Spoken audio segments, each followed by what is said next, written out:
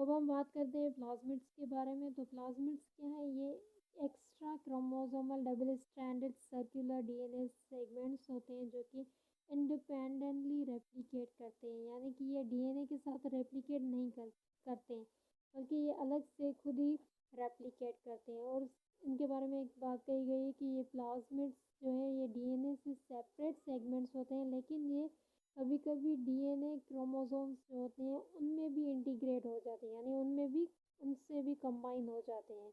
और ये दोनों में प्रेजेंट होते हैं, gram positive and gram negative bacteria दोनों में।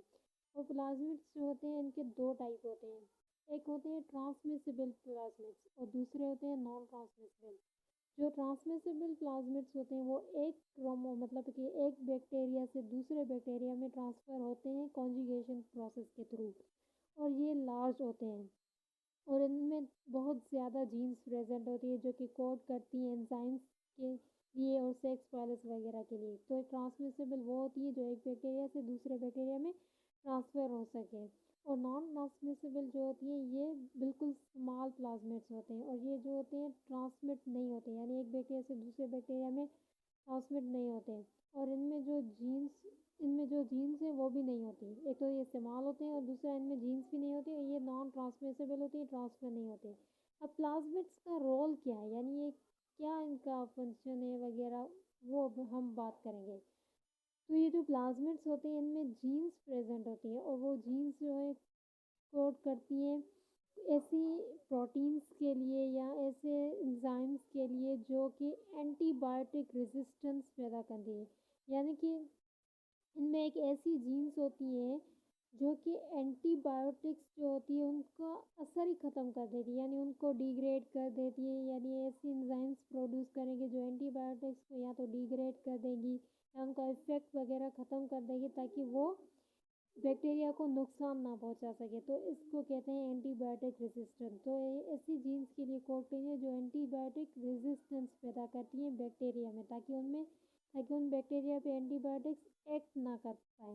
तो यहाँ पे एग्जांपल दिया गया है कि वो कौन से बैक्टीरिया हैं, जैसे स्टेफाइलोकोकस ऑरियस है, इकोलाई है, क्लैप्सिला वगैरह। तो इनमें कुछ एंजाइम्स होती हैं जैसे बीटा लैक्टेमेस जो एंटीबायोटिक रेजिस्टेंस पैदा करती हैं। तो दूसरी बात की गई है कि ये जो प्लाज्मिड्स होते हैं ये कोड करते हैं एक्सोटॉक्सिन्स के लिए। तो एक्सोटॉक्सिन्स जो होते हैं जो बैक्टीरिया प्रोड्यूस करते हैं जिनकी वजह से डिजीजेस होती हैं, उनके लिए भी जो जीन्स होती हैं वो प्लाज्मिड्स होती हैं। दूसरा ये कि प्लाज्मिड्स जो होती हैं ये कोड करती हैं प्लाई के लिए, जो प्लाई अटैचमेंट में हेल्प करती है उनके लिए। और ये कुछ ऐसी भी प्रोडक्ट्स पैदा करती है जो हेवी मेटल्स के खिलाफ रेजिस्टेंस पैदा करती है, जैसे कि मर्क्यूरी वगैरह हो गया, या कुछ एंटीसेप्टिक्स हम यूज़ करते हैं बैक्टीरिया को किल करने के लिए। तो उनको रेजिस्ट करने के लिए भी इनमें जीन्स प्रेजेंट होती है। और दूसरा ये अल्ट्रा वायलेट लाइट वगैरह जो होती है ताकि वो डीएनए को डैमेज ना कर सके, उनके खिलाफ भी रेजिस्टेंस पैदा करती हैं। और दूसरा ये बताया गया है कि इनमें एक ऐसी जीन्स भी होती हैं जो बैक्टीरियोसिन्स पैदा प्रोड्यूस करती हैं। अब बैक्टीरियोसिन्स क्या है कि बैक्टीरियोसिन्स जो है ये एक टॉक्सिक प्रोटीन्स होती हैं जो कि क्या करती है, ये दूसरे बैक्टीरिया के लिए, यानी ये एक बैक्टीरियोसिन्स प्रोड्यूस करेंगे तो वो बैक्टीरियोसिन्स दूसरे बैक्टीरिया को किल करेंगे या उनके लिए उनको डैमेज करेंगे, उनके लिए वो लीथल होंगे। तो बैक्टीरियोसिन्स जो होती है ये एक ऐसी टॉक्सिक प्रोटीन्स है जो दूसरे बैक्टीरिया के लिए लीथल होती हैं।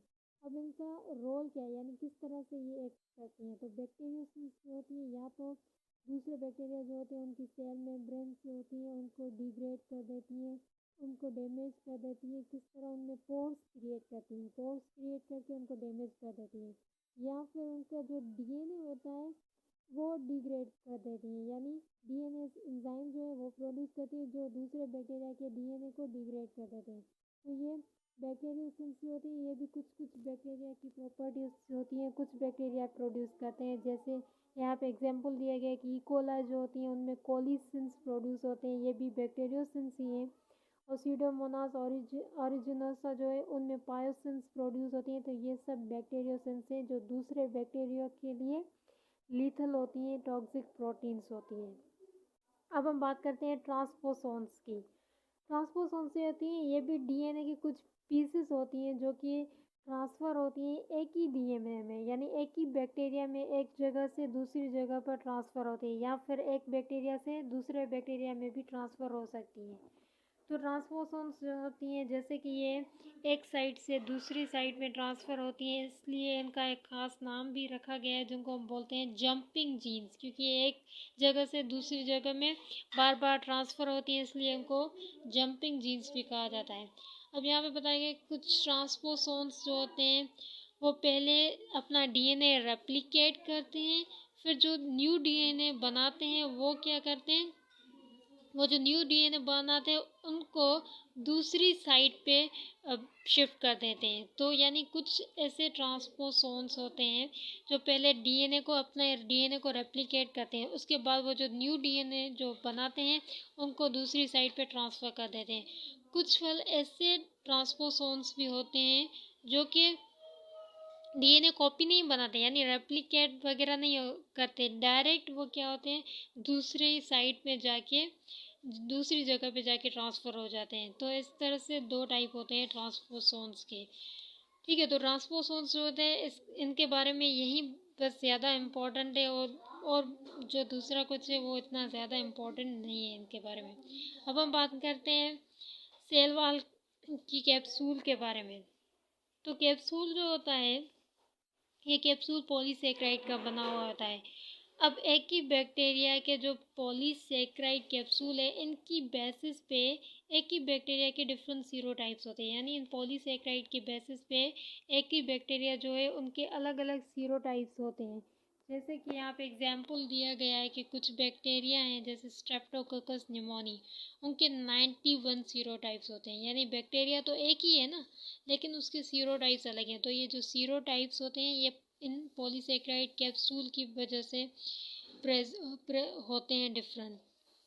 अब इस कैप्सूल का रोल क्या है, तो कैप्सूल का एक मोस्ट इम्पॉर्टेंट फंक्शन ये होता है कि फेगोसाइटोसिस जो होती है बैक्टीरिया उनको इनहिबिट करवाते हैं, यानी बैक्टीरिया की फेगोसाइटोसिस नहीं होने देते, क्योंकि ये कैप्सूल जो होता है इनमें ये कैप्सूल असल में होता है क्या है, कैप्सूल और पॉलीसेकेराइड जो होते हैं इनमें नेगेटिव चार्जेस होती हैं, और जो न्यूट्रोफिल होती है उनकी मेम्ब्रेन में भी नेगेटिव चार्जेस होती हैं। तो नेगेटिव को हमेशा रिपेल करता है, इसलिए ये पॉलीसेकेराइड कैप्सूल जो होता है वो न्यूट्रोफिल्स को रिपेल करेगा ताकि वो फेगोसाइटोसिस ना कर पाए, और इस वजह से जो पैथोजेनिसिटी होती है बैक्टीरिया की वो इंक्रीज़ हो जाती है। और इन जो कैप्सूल होते हैं इनकी वजह से एक रिएक्शन भी होता है जिनको हम बोलते हैं कॉइलिंग रिएक्शन, यानी जब भी कैप्सूल और पॉलीसेकेराइड किसी भी एंटीबॉडी से रिएक्ट करेगी तो उसकी सॉइलिंग हो जाएगी, तो सॉइलिंग की वजह से हम उसकी डायग्नोसिस कर सकते हैं। तो इसको बोलते हैं कॉइलिंग रिएक्शन, यानी जब कैप्सूल और पॉलीसेकेराइड एंटीबॉडी से रिएक्ट करेगा तो वो कैप्सूल सॉयल हो जाएगा, तो इसे हम कॉइलिंग रिएक्शन बोलते हैं। इस कॉइलिंग रिएक्शन के ज़रिए हम बैक्टीरिया की आइडेंटिफिकेशन कर सकते हैं, यानी ये लेबॉरेटरी डायग्नोसिस में हेल्प करता है।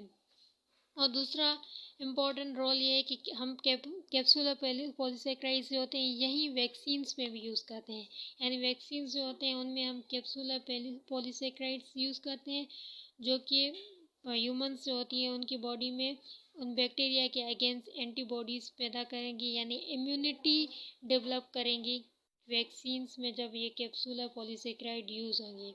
और दूसरा फंक्शन ये है कि ये कैप्सूल्स जो होती है बैक्टीरिया को अटैचमेंट में भी हेल्प करती हैं ह्यूमन टिश्यूज़ के साथ। अब हम बात कर लेते हैं फ्लैजिला की। तो जैसे कि हम ये जानते हैं कि जो फ्लैजिला होती है बैक्टीरिया में वो उसकी मूवमेंट्स में हेल्प करती है, यानी बैक्टीरिया की जब मूवमेंट होती है टुवर्ड द न्यूट्रिएंट्स या अट्रैक्टेंट्स की तरफ तो वो फ्लैजिला के थ्रू होती है, और इस प्रोसेस को हम कीमोटैक्सिस बोलते हैं। जब किसी अट्रैक्टेंट या न्यूट्रिएंट्स की तरफ बैक्टीरिया की मूवमेंट हो तो इसे हम कीमोटैक्सिस बोलते हैं। अब ये जो फ्लैजिला होते हैं ये फ्लैजिलिन प्रोटीन जो होते हैं उनके बने हुए होते हैं, और इनकी जो मूवमेंट होती है फ्लैजिला के थ्रू उसमें भी एनर्जी की रिक्वायरमेंट होती है, और वो एनर्जी कहाँ से आती है, एटीपी से ही आती है। तो अब यहाँ पे बताया गया है, कुछ एग्जाम्पल्स की बात की गई है कि कुछ ऐसे मोटा यानी फ्लैजिला जो होती है ये 2 रीज़न्स होती हैं जिनकी वजह से फ्लैजिला इम्पॉर्टेंट होती है। वो 2 रीज़न्स क्या है कि बताया गया है कि जो मोटाइल बैक्टीरिया होते हैं जैसे इकोलाई या प्रोटियोस, उनमें इस फ्लैजिला की वजह से जो बैक्टीरिया होते हैं वो यूरिनरी ट्रैक्ट इन्फेक्शंस काज करते हैं, क्योंकि इन फ्लैजिला की वजह से जो बैक्टीरिया होते हैं वो प्रोपेल होके यूरेथ्रा से जाके यानी यूरेथ्रा से एंटर होके ब्लैडर तक पहुंचती हैं इन फ्लैजिला के थ्रू, और फिर वहाँ पे जाके ये यूरिनरी ट्रैक्ट इन्फेक्शंस काज करती हैं। और दूसरा एग्जांपल दिया गया है कि सल्मोनीला, सल्मोनीला जो होता है उसकी लेबोरेटरी डायग्नोसिस में हेल्प करते हैं, क्योंकि फ्लैजिला जो होती है इसमें कुछ फ्लैजिला प्रोटीन्स होती हैं जो एंटीजेंस की तो एक करती हैं और उन पे एंटीबॉडीज एक करती है। तो कुछ बैक्टीरिया की लेबोरेटरी डायग्नोसिस में ये फ्लैजिला हेल्प करते हैं जैसे सल्मोनेला, और कुछ बैक्टीरिया की पैथोजेनिसिटी में यानी डिजीज़ प्रोड्यूस करने में ये फ्लैजिला हेल्प करते हैं। और दूसरा है पिलाए, तो पिलाए जो फिम्बरी ये स्मॉल हेयर लाइक एक्सटेंशंस होती हैं जो कि अटैचमेंट जो होती है उनमें हेल्प करते हैं। तो ये पिलाए जो होती हैं ये पायलिन प्रोटीन के बने हुए होते हैं।